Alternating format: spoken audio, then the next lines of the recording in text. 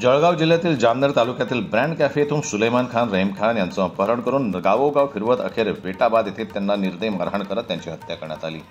या घटनेनंतर मृतकाच्या कुटुंबियांसह विविध संघटनांनी पोलीस महासंचालकांकडे निवेदन देऊन कठोर कारवाईची मागणी केली आहे। 11 ऑगस्ट 2025 रोजी भरदिवसा 20 ते 25 जणांच्या टोळक्यानं जामनेर शहरातील पोलीस स्टेशन जवळच सुलेमान खान यांच्यावर हल्ला करून अपहरण केलं। त्यानंतर मारहाण करत त्यांची हत्या करण्यात आली।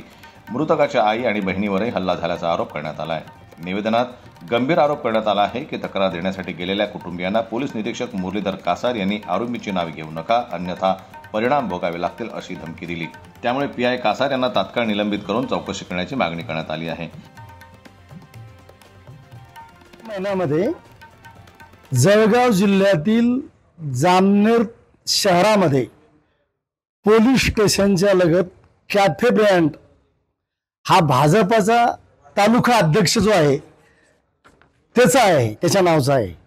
त्या ठिकाणी सुलेमान खान मुस्लिम तरुण कॉफी पित असताना एक 20 ते 25चा जमाव आला।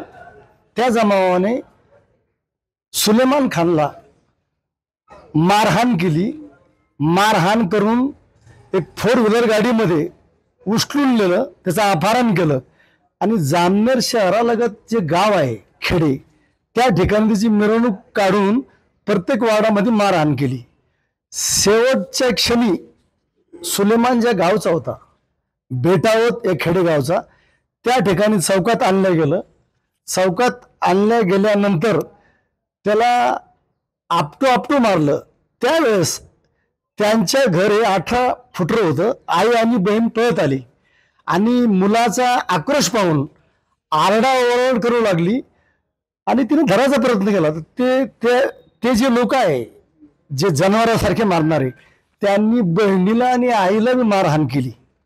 यानंतर ही हकीकत जामनेर पोलीस स्टेशन येथे पोलीस निरीक्षक मुरलीधर कासार यांच्याकडे तक्रार दिली। त्यावेळेस तिने सांगितलं या ठिकाणी जे 3 आरोपी आहे याच्यामध्ये मुख्य आरोपी आहे भाजपाचा सदस्य पवन शिवाजी बावस्कर, नंबर 2 धनंजय अशोक माळी, नंबर 3 जितेंद्र नेमाडे, हे मुख्य आरोपी आहे।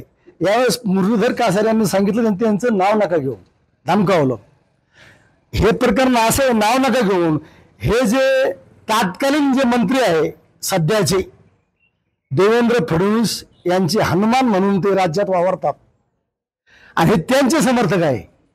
यांनी सुलेमानला मारलं आणि हे मुख्य आरोपी असल्यामुळे गिरीश महाजन यांच्या पाठीशी आहे।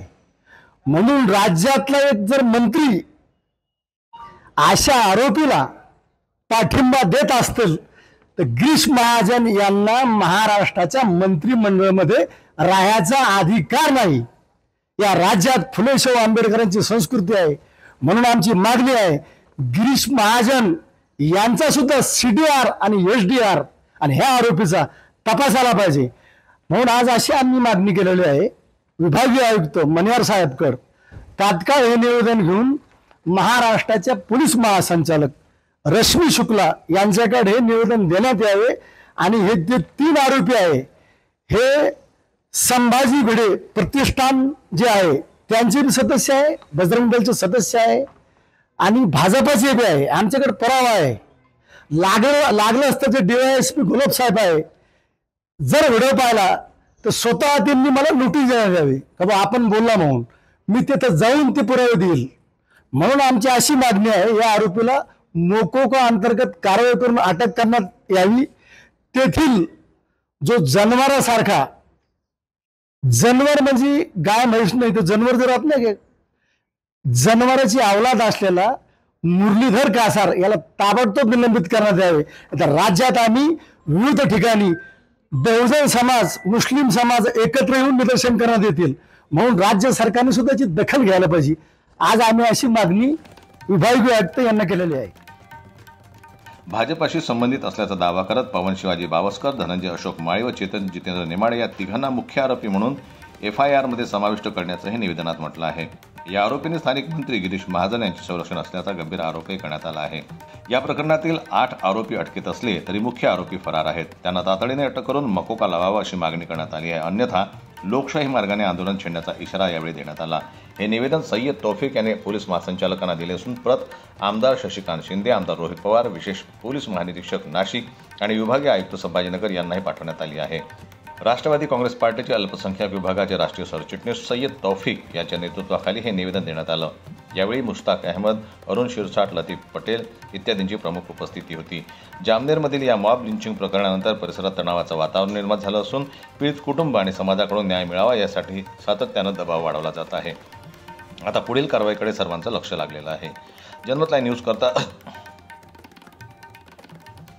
न्यूज करता दिलीप वरगट यांची रिपोर्ट, छत्रपती संभाजीनगर.